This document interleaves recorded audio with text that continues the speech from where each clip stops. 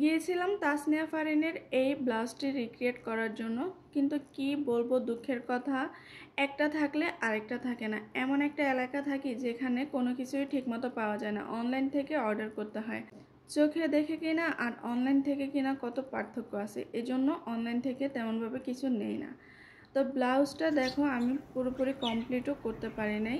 কেন পারি নাই সেটাও তোমাদেরকে বলবো, আর কি দিয়ে আমি ব্লাউজটা বানিয়েছি, ব্লাউজটা বানানোর পিছনের যে গল্পটা আছে সেটাও তোমাদের সাথে শেয়ার করব।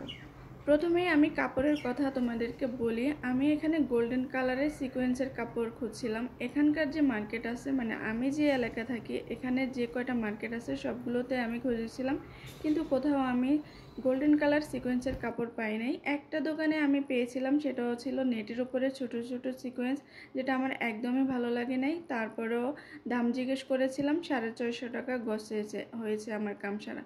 একে তো কাপড়ই ভালো লাগে না, তার উপরে এত দাম, তো আমি আর এটা নিলাম না। এই বেগুনি কালার সিকোয়েন্সের কাপড়টা ছিল বেলভেট কাপড়ের উপরে, এটা আমার কাছে ঘরেই ছিল, তো এটা দিয়ে আমি ব্লাউজটা বানিয়ে নিয়েছি। আর হ্যাঁ, ব্লাউজটা আমি আমার মনের মতো করে বানিয়েছি, আমি তো আর কোনো নায়িকা না যে কোনো ধরনের ড্রেস আমি পরতে পারবো না, তো এমনভাবে ব্লাউজটা বানিয়েছি যেন এটা আমি পরতে পারি।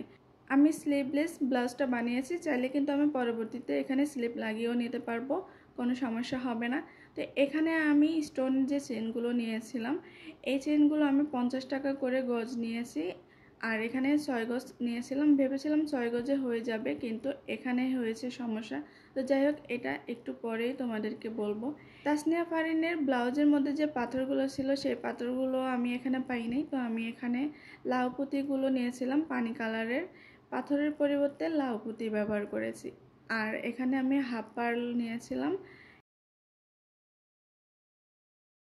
একের পর এক আমি এখানে সবগুলো লাগিয়ে নিয়েছি। আর এখন দেখো গ্লুটা শুকানোর জন্য আমি যখন রেখেছি, এখানে দেখো উড়ে এসে একটা মাছি হয়তো বা বসেছিল, কিন্তু সে আর উড়ে যেতে পারেনি। পাথরগুলো না পেলেও আমি এখানে লাউ পুঁতিগুলো দিয়ে সেম ডিজাইনটা রাখার চেষ্টা করেছি, আর সুই সুতা দিয়ে এগুলো লাগিয়ে নিয়েছি। প্রায় আমার অনেকটা কাজ শেষ হয়ে গেছে, এখন শুধু এই একটা কাজ বাকি আছে। এই যে দেখো, আমি চেনগুলোকে কেটে নিয়েছিলাম, স্টোনের যে চেনগুলো ছিল এগুলোকে আমি 5 ইঞ্চি করে কেটে নিয়েছি।